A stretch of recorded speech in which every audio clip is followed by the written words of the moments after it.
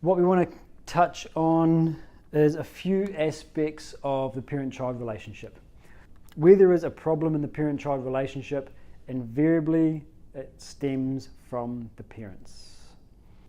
Mostly because as a parent, it's your obligation to be detached.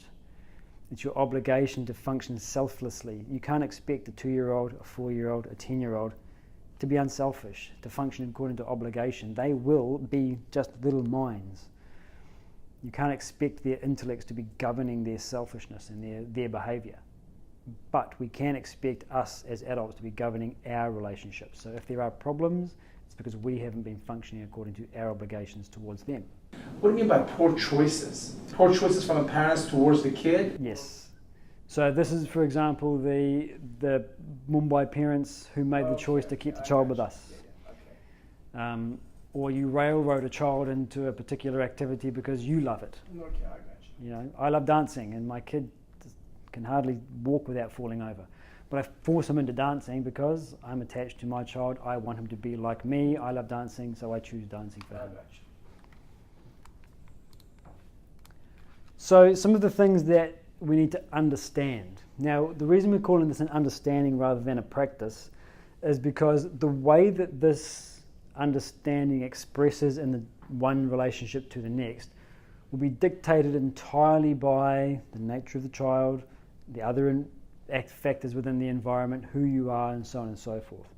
So the practices themselves are dictated by your own thinking, but they all stem. There might be 100 different ways of expressing the idea, but they all stem from a basic understanding. So I'm just going to go through these quite quickly. First is recognizing the distinction between freedom and license. So freedom means what? What is freedom? Do what your nature calls for you to do. Do what your nature calls for. You have choices. Have choices. Yeah, this is a better way to put it. When you say do what your nature calls for, that can be wrongly understood as do what you like. This is how we wrongly understand freedom. Freedom is not just being able to do whatever you like. Freedom is maintaining your autonomy of choice. So anytime that we are expecting anyone to grow, whether it's our kids, whether it's students, whether it's ourselves, whether it's our friends and colleagues, growth only happens in an atmosphere of freedom. Where there is constriction and constraint upon a person, there's no growth. They can't think properly, they can't grow properly. So you must give an atmosphere of freedom, but wrongly understanding freedom is, well, if my child wants to do it, she should be able to do it.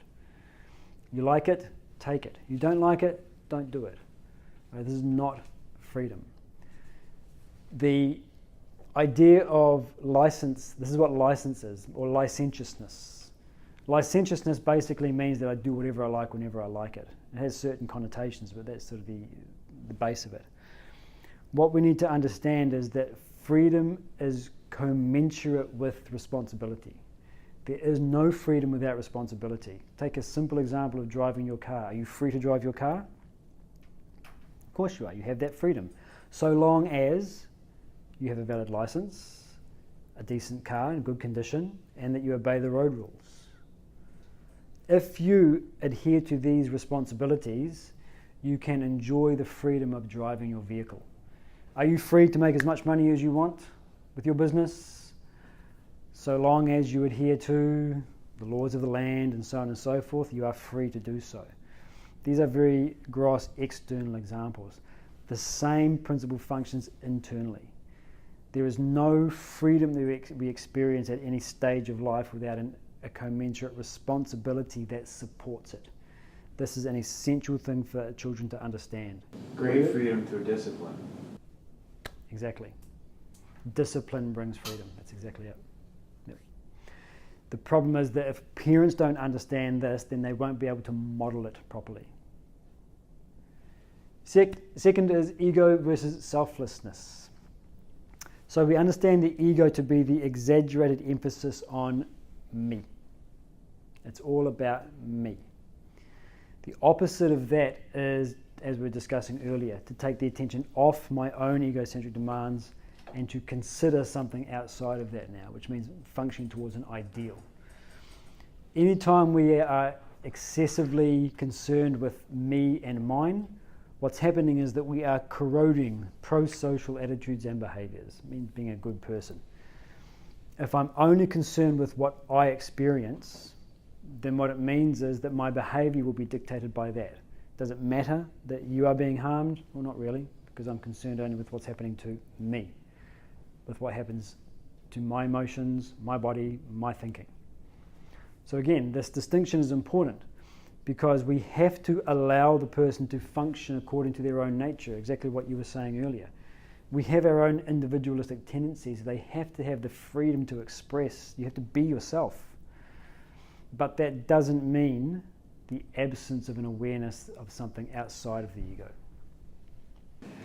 So you mentioned growth doesn't happen without freedom. How does that fit into the concept of growth really not happening ever in bliss? And that really growth comes from pain or challenges? It's a fallacy. The more you suffer, the more it shows how deep you are. This is especially prevalent in the spiritual community.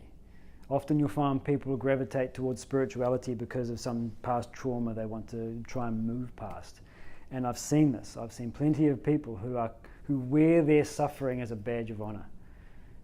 The idea that they falsely hold is that because I have suffered so much, it means I have deep wisdom. No. Because I have suffered so much, I have deep wisdom.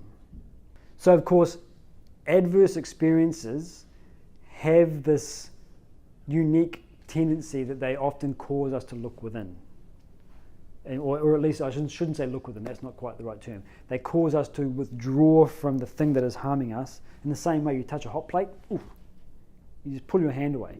If you have a negative experience, a painful experience, you tend to withdraw yourself into yourself. That can become narcissistic, solipsistic, and self-absorbed.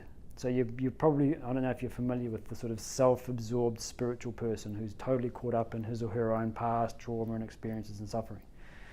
What brings us growth is not our experiences. Otherwise, I'd have 10 or 11 lectures and it'd be one slide for every lecture. Go have experiences. Class dismissed, go have experiences, and now you're going to gain wisdom, now you're going to grow. It's not the case. Reflection on our experiences brings understanding. It is the understanding that liberates us from the cause that put us into that position in the first place. So it's the reflection on those experiences, not the quantity of experiences. Got it? And so you can also reflect upon your positive experiences. Look at this beautiful family that I have. How did I earn this? Is there luck? Did I earn this in some way? Etc. You can reflect upon positive experiences and negative experiences and gain the understanding. The problem is that when we have positive experiences, we just enjoy it. I don't want to waste my time reflecting on this. Just be here now. But when we have a negative experience, we want to move away from it. We want to make it stop. And so it's better suited, you might say, for the average person to reflect upon negative experiences, because at least those things I don't want to repeat. So growth happens when we reflect, and this reflection must occur in an atmosphere of intellectual freedom. But you can reflect upon the good, the bad, and the wholly mundane, and gain understanding from those reflections and use that understanding as you move forward. So you don't have to have had past trauma or past negative experiences in order to reflect and grow. You just need to reflect. That's it, on any experience. And earlier today you were saying what you think about more often is what you experience. So do you reflect more on positive experiences, or certainly not negative, or do you keep just reflection of whatever, mundane, positive and negative? I mean, if you want to grow in that direction, you reflect on everything. Yeah, right. When we talk about reflecting on things, it doesn't mean that if you reflect on negative experiences that they will grow in your personality. Why are you reflecting? To learn what you can out of that experience. That's the thing that you are growing. It's the thing that you are, that is initiating the activity. That's what grows. So if I'm wallowing in self-pity because of a past experience, that will grow. Got it. But when I reflect, what's initiating that activity is I must have understanding. That's initiating the activity. That's the part of your personality that will grow. So reflecting on positive is almost brings more of a gratitude. Yeah, but Or it's good from that point of view. yes, it's also good from that point of view. Look at this amazing life that I have. Yeah. In fact, that's one of the. We'll just close off now, but that's one of the other aspects that we want to cover.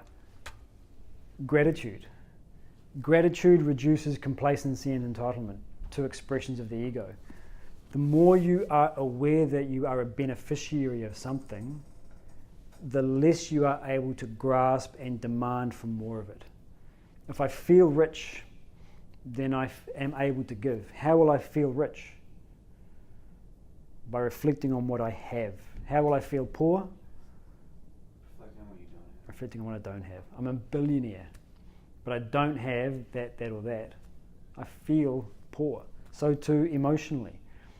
My spouse doesn't listen to me and so on and so forth. I'm reflecting on what I don't have. I failed to recognize that the mere presence of that human being in the room with me that lives in the same house, I'm getting emotional support just by her very presence, let alone everything else that she does. But I've become so neutralized to her presence, I fail to recognize that I'm getting supported just by the fact that she lives in the same house as me. What do they do if you're a bad person in society? Put you in jail. What do they do if you're a bad person in jail? Solitary confinement. It's a punishing experience not to be around other human beings. Just by having others around us, having a community is a constant feeding of my emotional needs. I'm so neutralized I don't recognize it. Gratitude is so important for bringing my awareness to this. And again, this is an understanding that as parents we need to model to our kids so that they naturally gravitate towards these sorts of ideas. So as we grow in our professional careers and businesses, and so basically you're having the gratitude where you're at, and you're thankful for where you're at, and then what keeps the motivation? I mean, I guess where does that motivation for more get corrupted? I guess, and how do you? Is it then you then have gratitude for the idea that you're constantly seeking growth, not. Growth at the material level, I want to grow my business, I want to make more money. Growth at the physical level, I want to be stronger and healthier.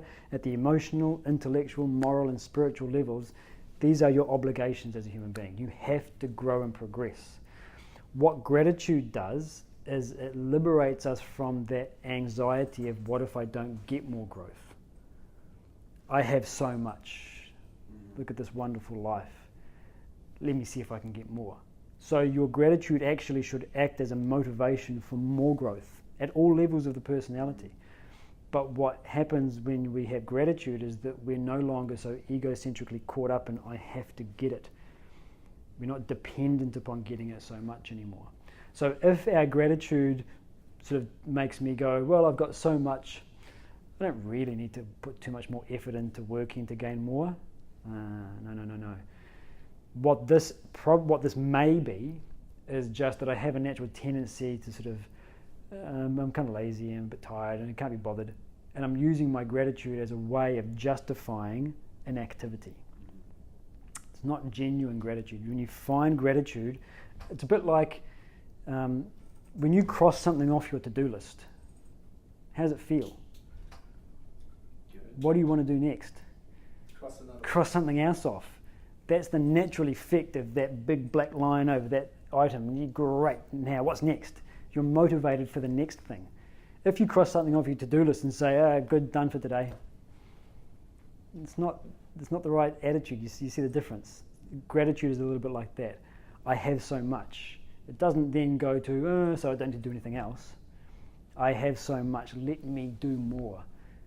And share and give and give and give. So that's the effect. And gratitude is sort of a way of sliding into what he calls surrender. So surrender is essentially, as he says here, surrendering to your own area of ignorance. The more we have gratitude for what we have, we start to be aware of this incredible functioning of this whole system that you want to call life or the planet or the universe or anything else. it starts to elevate our thinking. So gratitude is an upward emotion, as it were. It keeps the mind aloft. It naturally helps our thinking move towards the higher. And when we're talking about surrendering to your area of ignorance, it simply means recognizing the limitations that I have to my own intellect, to my own thinking.